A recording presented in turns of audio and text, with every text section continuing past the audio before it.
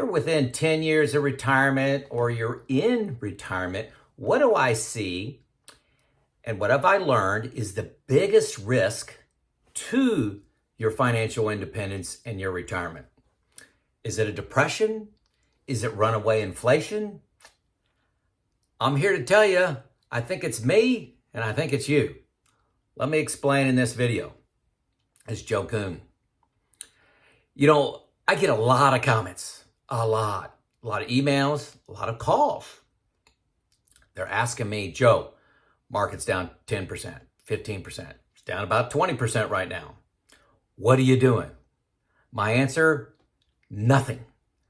Well, actually, that's not actually 100% true, but it's 99.99% true. I did buy some I-bonds. Previous video on that, bought $30,000 worth of I-bonds. That's the maximum I could buy.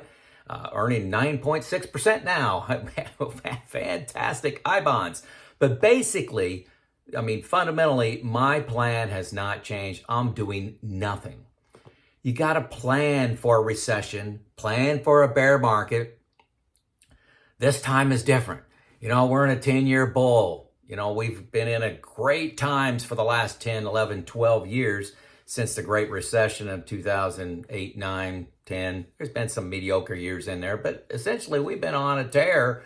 Had a little scare with, COVID, but a little scare. What was it, 3 months, something like that. This time is never different. I diversify. I use buckets. And I have a slant towards value stocks. I have small, mid-range, and large stocks. Many of you know that. I use buckets. And I have 3 buckets. Bucket 1, I have 0 to 4 years worth of expenses. 4 years worth of expenses. So year 0 to year 4. A lot of people made fun of me. A lot of videos. They say I'm crazy. I'm losing value by having 4 years of expenses. How does that look now? I know inflation's eating away at it, but it's not in the market. And the market is eating a lot, and in not only stocks, but bonds. It looks pretty smart right now to have 4. Now, I probably only have 3.25 because of inflation, but you plan for these things.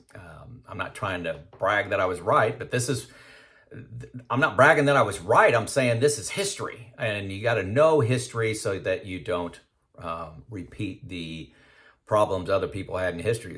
And then I have a bucket 2.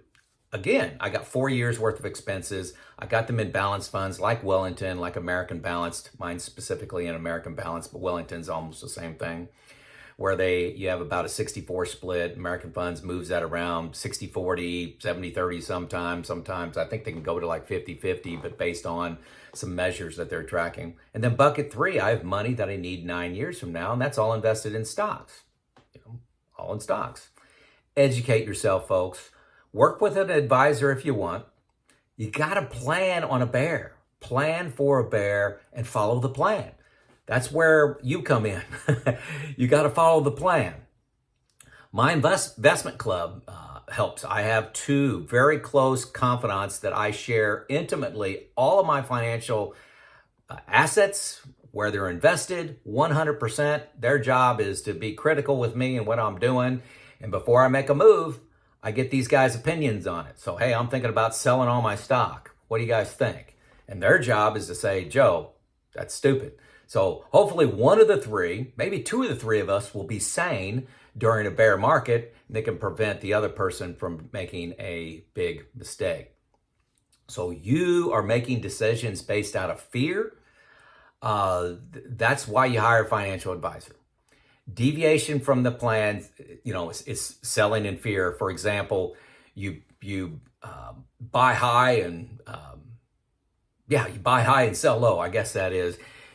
What's important is this is called time in the market.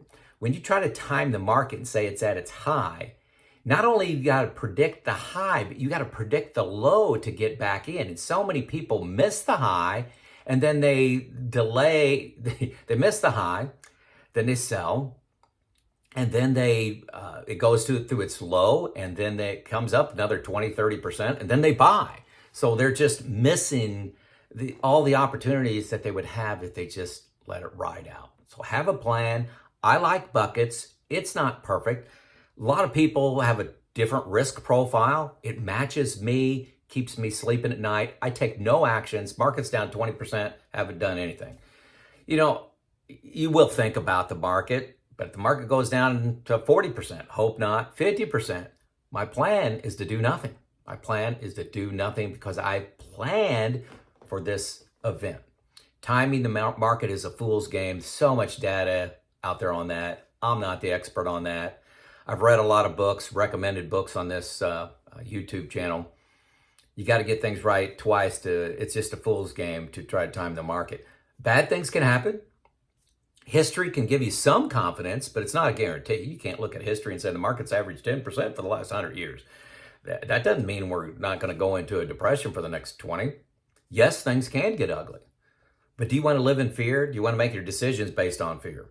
Not me. I'll deal with the ugly if it comes. You know, there will be a lot of people worse off than me, far worse off than me. And I can always go back to work. You know, I'm 57. I can't say that I can only say that for a couple more weeks that I'm 57. I'll just deal with the ugly when it comes, if it comes. But I like playing the odds. Don't let fear be the reason that you don't retire. The number one reason I talk to people and coach as a life coach, the number one reason is they're scared. And I just share my experiences. I'm not giving any financial advice. I share my experiences, that it's natural to be afraid. And here's some things to think about that you didn't mention. You know, talk to a financial advisor if you want that financial advice. But fear is natural. I think it's a human instinct we've evolved to survive with. But don't use it to not retire. Gain data, get a plan, have close friends. Many hire a financial advisor instead of having close friends. Close friends are cheaper. And that can nearly eliminate fear. But there's always going to be a little bit of fear, and it's going to be a jump to retire because you programmed your whole life to learn, to make money, and to become a spender is a big deal. It's scary. It's going to be a jump. But with data, with a plan, with friends, you can do it. This is Joe out.